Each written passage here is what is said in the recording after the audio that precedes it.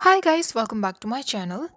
Way of couple के आगे के 2 चैप्टर्स अपडेट हो गए थे, तो इसका नेक्स्ट पार्ट आज मैं आपके साथ शेयर करने वाली हूँ। वैसे भी आप लोग बहुत टाइम से इसके लिए रिक्वेस्ट कर रहे थे। लास्ट पार्ट में हमने देखा था वो यिंग वांगजी से कह रहा था, लंजा, तुम्हें मेरा टच करना पहले बिल्कुल भी पसंद नहीं था, इसीलिए मुझे लगने लगा कि तुम शायद मेरे इसीलिए क्लोज होना चाहते हो क्योंकि तुम मेरे हस्बैंड हो। मैं तुम्हें फोर्स नहीं करना चाहता। विंग को अपने दिमाग में फिर लंचरेन की आवाज़ें सुनाई देती हैं जो उसे डांट रहा था। वही गुस्से में कहता है, चुप रहो ओल्ड मैन, अब मैं तुम्हारी बात बिल्कुल भी नहीं सुनने वाला। तुमने मुझसे कहा था कि लंजा मुझसे नफरत करता है, वो मुझसे प्यार नहीं करता। तुमने कहा था कि लंजा मोडेस्ट, एलिगेंट और तुम्हारा स्मार्ट नेफ्यू है जो मेरे जैसे इंसान के साथ बेड में संबंध नहीं रखना चाहेगा। लेकिन तुम बिल्कुल गलत थे। लंजा मुझे चाहता है, वो भी बहुत ज्यादा। लैंचलैन शायद उसके दिमाग में उसे और जोर से डांटने लगा होगा, तो विंग ये सुनकर कहता है, ठीक है, मैं खुद पर कंट्रोल रखूंगा, तुम्हारे नेफ्यू को बुली नहीं करूंगा, प्लीज इतनी जोर से मुझे मत डांटो। ऐसे ही विंग खुद से ही बातें किए जा रहा था और लैंचलैन की डांट की वजह से एक भीगी बिल्ली की तरह वांगजी के पीछे जाकर छुपने लगा था। वांगजी को समझ नहीं आ रहा था कि ये विंग को क्या हुआ है। उसे विंग के लिए डर भी लग रहा था और बुरा भी लग रहा था, और वो उससे कहता है, विंग, ये तुम किससे बातें कर रहे हो। विंग उसकी बात सुनकर अचानक से चौंक जाता है और उससे कहता है, लंजा, क्या तुम मुझसे नफरत करते हो? क्या मेरा टच करना तुम्हें पसंद नहीं? मुझे पता है कि मैं ही हमेशा तुम्हें पहले से प्रोवोक करता हूँ, लेकिन अगर मैं ऐसा नहीं करूँगा तो मुझे कैसे पता चलेगा कि तुम मुझे प्यार करते हो या नहीं, मुझे चाहते हो या नहीं। वांगजी को ये सब सुनकर बहुत बुरा लग रहा था।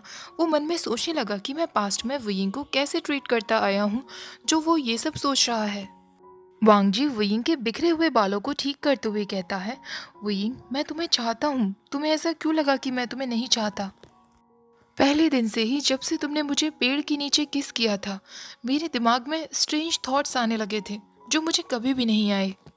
जब भी तुम मेरी तरफ देखते हो, मेरी तरफ स्माइल करते हो, मुझे ऐसा लगता है कि मैं बीमार हो जाऊंगा।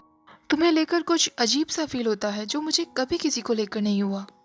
जब भी मैं तुम्हें बेड पर अकेला बैठा हुआ या सोता हुआ देखता हूँ तो मैं तुम्हारे साथ वो सब करना चाहता हूँ। शादी के बाद तो ये थॉट्स और भी ज़्यादा मेरे अंदर आने लगे हैं। वेवुशियन ये सब सुनकर बिल्कुल शॉक्ड था जो उसने लॉन्गवांगची के मुंह से पहले कभी नहीं सुना था, और उसे ये भी दिख रहा था कि वांगजी को ये सब कहने में कितना शाय फील हो रहा है। वो उसके ईयर को पकड़ता है जो कि रेड हॉट हो चुके थे और उन्हें पिंच कर देता है। तभी वांगजी उसकी तरफ देखता है। वो उसके लिप्स पे सॉफ्टली किस करता है और उसके हाथ को अपने हाथ में ले लेता है। वांगजी को नहीं पता था कि प्यार क्या होता है। वांगजी को लगता था कि हस्बैंड एंड वाइफ के बीच की रिलेशनशिप एक ह्यूमन रिलेशनशिप ही है, जैसे फादर और सन के बीच होती है, ब्रदर्स के बीच होती है। लेकिन एक दिन जब वियिंग और वांगजी माउंटेन पर साथ में थे और उनसे वो बर्ड नेस्ट टूट गया था, उस दिन वियिंग उसकी पहली बार इतना करीब आया था। और उसके बाद जब दोनों रात को किस करने लगे थे, उसकी बॉडी आयरन की तरह हॉट और हार्ड हो जाती थी। अगेन एक स्ट्रेंज फीलिंग का एहसास उसे होने लगा था जो पहले कभी नहीं थी। और उस रात जब वो पहली बार इंटीमेट हुए, उस रात के बाद से तो जैसे वांगजी खुद को भूल ही गया था। अब उसके दिमाग में वियिंग को लेकर हमेशा लस्टफुल थॉट्स आते थे। वो वियिंग को हमेशा टच करना चाहता था, किस करना चाहता था, उससे दूर नहीं रहना चाहता था। वांगजी को नहीं समझ आ रहा था कि उसे ये क्या हो गया है और वो क्यों ऐसे थॉट्स रखने लगा है, जिस वजह से वो खुद पर अशेम्ड फील करने लगा था। उसे खुद पर गुस्सा आ रहा था और साथ में वियिंग पर भी गुस्सा आ रहा था। वियिंग पर इसीलिए गुस्सा आ रहा था क्योंकि वियिंग ने ही उसकी ओरिजिनल पीसफुल लाइफ को मैसी बना दिया था। वो वियिंग को देखकर ना तो खुद को कंट्रोल कर पाता था और ना ही वो अपने 3000 रूल्स को भूल सकता था। इसीलिए उसने इस बारे में सोचना ही बंद कर दिया और वियिंग को रिजेक्ट करना शुरू कर दिया। लेकिन जब उसे डर सताने लगा कि कहीं वो ये सब की वजह से वियिंग को ना खो दे, पहली बार उसे लाइफ में किसी और चीज़ की परवाह नहीं थी, ना लैन एल्डर्स की, ना उसके क्लैन रूल्स की। उसे समझ आ गया था कि ये सब कुछ वियिंग के आगे कुछ नहीं है। वो वियिंग को टाइटली हग करते हुए कहता है, वियिंग, क्या तुमने सुना जो मैंने कहा? वांगजी को विश्वास था कि अब उसने वियिंग को सब कुछ क्लियर कर दिया है। वियिंग एक सेकंड के लिए बिल्कुल स्टन रह जाता है और कुछ समय बाद वांगजी को बहुत जोर से गले लगा लेता है। वांगजी भी उसके फोरहेड पे किस करता है।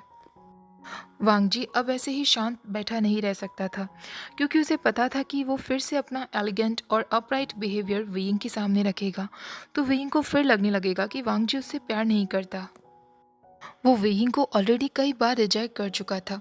पहले वांग जी को लगता था कि वेइंग ने क्लाउड रिसेस इसीलिए छोड़ा था क्योंकि उसे क्लान रूल्स पसंद नहीं थे, वो उन रूल्स के साथ नहीं रहना चाहता था। लेकिन असली रीज़न तो कुछ और ही था। वेइंग इसीलिए क्लाउड रिसेस छोड़कर गया था क्योंकि उसे लगता था कि लंजा उससे प्यार ही नहीं करता। वेवुशन का प्यार लंगवांगजी के लिए हमेशा बोल्ड और डायरेक्ट रहा है। उसे कभी इस बात से फर्क नहीं पड़ा कि उनके सामने कौन है। तभी वांगजी को याद आता है कि उसने आज तक विंग से कभी ये भी नहीं कहा कि वो उसे पसंद करता है। इतने सिंपल वर्ड्स भी वो आज तक विंग से कभी नहीं कह पाया। तभी विंग उससे अलग होता है, सॉफ्टली स्माइल करता है और उसके चीक्स को अपने हाथों से पकड़ लेता है। वांगजी ने भी उसका एक हाथ अपने हाथ से पकड़ लिया था और विंग की आंखों में बिल्कुल ऐसे देख रहा था जैसे वो अपने न्यूली मैरिड पार्टनर को देख रहा हो। विंग की वो मुस्कुराती हुई आंखें, विंग वो है जिससे उसने शादी की है, जिसके साथ वो ओल्ड होगा। लेकिन अपनी बेवकूफ़ी की वजह से उसने विंग को ऑलमोस्ट खो ही दिया था, क्योंकि उसे लगता था कि हस्बैंड एंड वाइफ के बीच का रिश्ता वही रिश्ता है जो कलेक्शन ऑफ मैरिज के बुक में लिखा हुआ है। वो उन वर्ड्स को फॉलो करता गया क्योंकि उसे लगता था कि इस तरीके से ही वो विंग के साथ एक अच्छी वेडिंग लाइफ जी पाएगा। लेकिन अब उसे ये विश्वास हो गया था कि हस्बैंड एंड वाइफ का रिश्ता कभी एडवाइस से नहीं चल सकता। इसमें एक दूसरे के लिए रिस्पेक्ट के साथ साथ अपने प्यार को अपने पार्टनर के सामने लाना बहुत ज़रूरी है, उससे कन्फेस करना बहुत ज़रूरी है। ऐसा सोचकर वो विंग के हाथों को नर्वसली पकड़ते हुए कहता है, विंग, मैं तुम्हें कुछ बताना चाहता हूँ। ऐसा कहकर वो उसके लिप्स को बार बार किस करने लगता है और धीरे धीरे उसकी नेक पर आ जाता है। विंग उसकी चेस्ट को पुश करते हुए कहता है, लंजा, हमें देर हो रही है, ठंड भी होने लगी है, हमें वापस चलना चाहिए। वांगजी जब उसके फेस को टच करता है तो वो सच में बहुत कोल्ड हो रहा था। वांगजी समझ नहीं पा रहा था कि उसके इतने इरोटिक किसेस के बाद भी विंग की बॉडी इतनी कोल्ड क्यों है। विंग उससे कहता है, लंजा, मैं समझ गया हूँ कि तुम्हारा क्या मतलब है, लेकिन तुम्हें मेरे लिए अपना बैन तोड़ने की ज़रूरत नहीं। मैं मानता हूँ कि मैं हमेशा तुम्हें टीज किया करता था, कोई भी ओकेजन हो, सही या गलत, पर मैं तुम्हें चाहता था।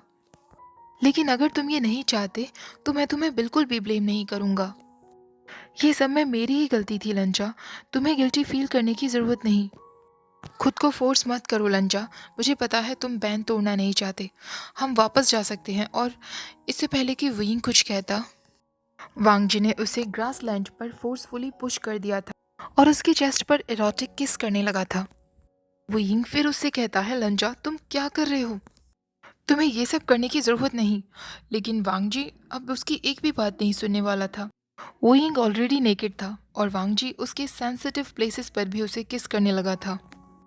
विंग के लाख कहने पर भी वांगजी नहीं रुकने वाला था। कुछ समय बाद भी वांगजी देखता है कि विंग की बॉडी बिल्कुल कोल्ड थी, उसे कंफर्टेबल फील नहीं हुआ था।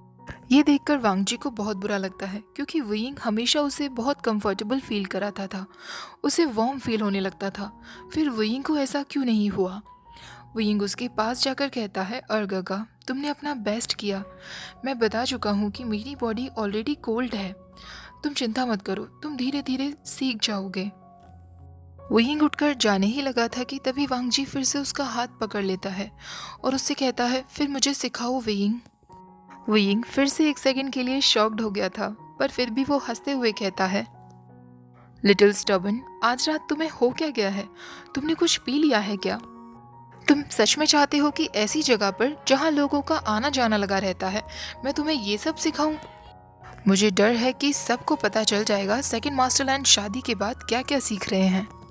वांगजी को फिर से अपने ऊपर अशेम्ड फील होने लगता है और वो विंग के चेस्ट पर सिर रख लेता है। विंग उसके बालों को प्यार से सहलाते हुए कहता है, अर्गगा, अभी मैं इतनी जोर जोर से चिल्ला रहा था, आसपास जितने भी टीनेजर्स नाइट पेट्रोलिंग के लिए आए होंगे उन्होंने मेरी आवाज़ों को ज़रूर सुन लिया होगा। अगर तुम ऐसी ही हरकतें करते रहे ना तो वो सेकंड मास्टरलैंड, जिसके लिए सारे जूनियर्स के दिल में बहुत रेस्पेक्ट है, वो धीरे धीरे गायब होने लगेगा। विंग वांगजी का मजाक बनाया जा रहा था और वांगजी को बहुत शेम फील हो रहा था। ओके गाइस, यहीं तक ये फैन फिक्शन अपडेट हुआ था। कल मेरी ऑथर से बात हुई तो उन्होंने मुझे बताया कि अब इसमें 94 नहीं बल्कि 99 चैप्टर्स होने वाले हैं। तो 5 चैप्टर्स और मिलेंगे हमें इस फैन फिक्शन में। अभी हम 87 चैप्टर पर हैं। एक्चुअली वो ऑथर नहीं है, वो ट्रांसलेटर हैं। ये fan fiction originally Chinese language में लिखा गया था, वो चाइनीज़ से इंग्लिश में ट्रांसलेट कर रही हैं। और मुझे एक मज़े की बात पता चली कि उनका नाम भी मनीषा है। नहीं, वो इंडियन तो नहीं हैं, वो ताइवान से हैं। उन्होंने मुझे बताया कि उनके मास्टर ने उन्हें ये हिंदी नाम दिया था। एनीवेज, अब जब भी नेक्स्ट चैप्टर्स अपडेट होंगे मैं आपके साथ शेयर कर दूँगी। वीडियो पसंद आई हो तो लाइक शेयर, चैनल को सब्सक्राइब करना मत भूलना। Thank you for watching, bye bye.